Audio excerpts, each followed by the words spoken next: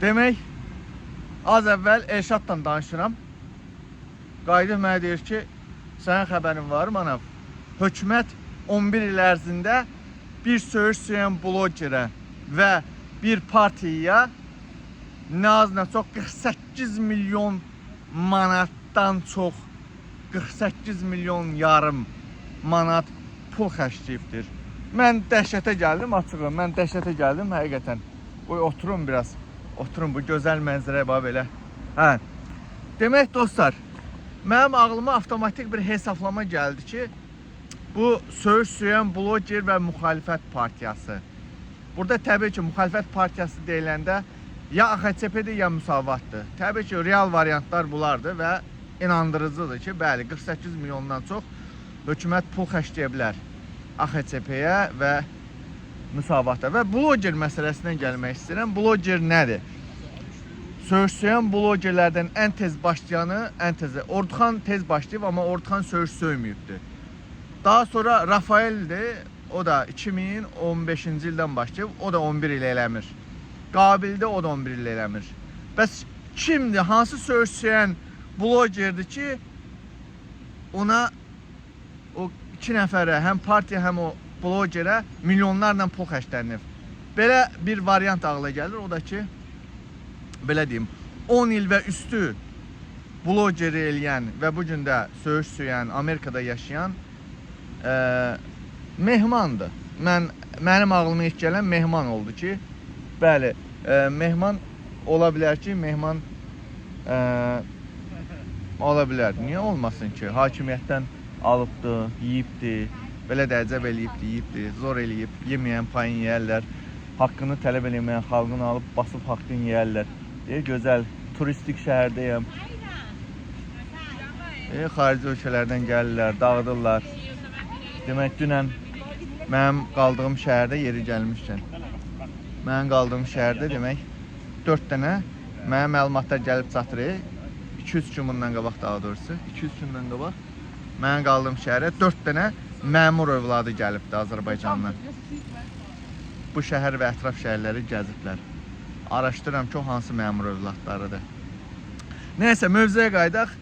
Hə, mənim artıq ağlımda bir variant var ki, o da Mehman Hüseynov var, bəlkə hakimiyyət milyonlarla pul xərcləyə bilər. Başqa kimdir söyürsən? Qabil 11 il deyil. Digər blogerlərdə 11 il deyil. Deyil. 11 ildən çox deyil. Bəs kimdir 11 il 48? Yəni, bir də ağla gələn Mehman Hüseynov. Hə, Azərbaycan hakimiyyəti, neysə, qulaq. Azərbaycan hakimiyyəti. Siz dağıdın pulları, QHT adından, siz özünüz DTX bir qeyri-hökumət təşkilatı qurur, nə bilim, güya azad mətbuat, azad, nə bilim, jurnalistika özünüz qurursunuz və pulları dağıdırsınız və Avropaya da göstərsiniz ki, bizdə QHT-lər var, azad jurnalistlər var, falan var, filan var.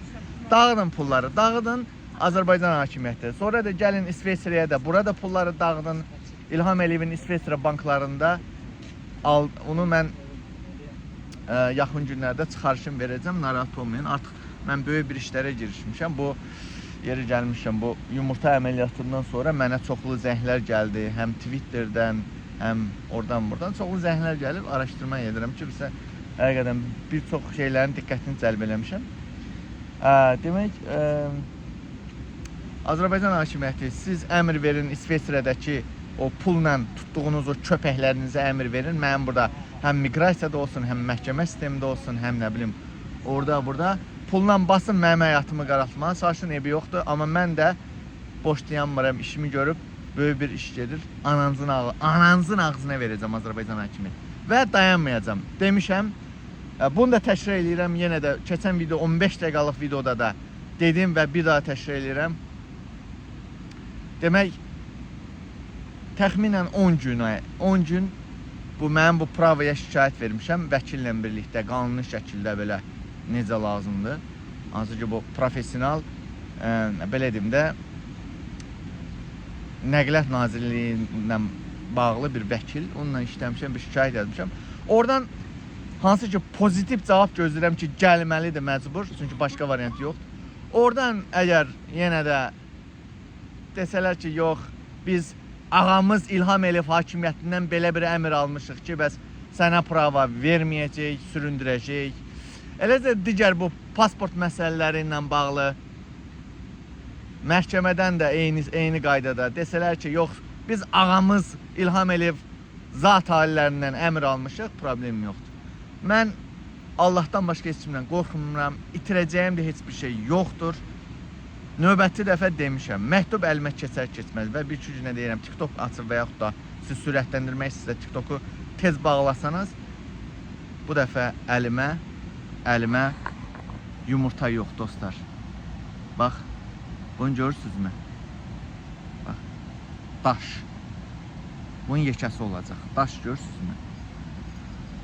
Bu özəl daşdır, mənə xüsusi gəlibdir. Daşdan Azərbaycan səfirliyində şüşə pəncərə qoymayacağam. Mənim zarafatım yoxdur, mən çox ciddiyəm Azərbaycan hakimi. Onsuz da mən yenə deyirəm, itirəcəyim bir şey yoxdur. Həyatımı yetərin qədərdə məhv eləmişsiniz. İsveçrədəki o tutduğunuz, pulla tutduğunuz adamlarla birlikdə məhv eləmişsiniz. Dağıdın pulları. Mən də burada həyatımı məhv eləməyə davam edeyim. Problem yoxdur. Mənim itirəcək bir şeyim yoxdur.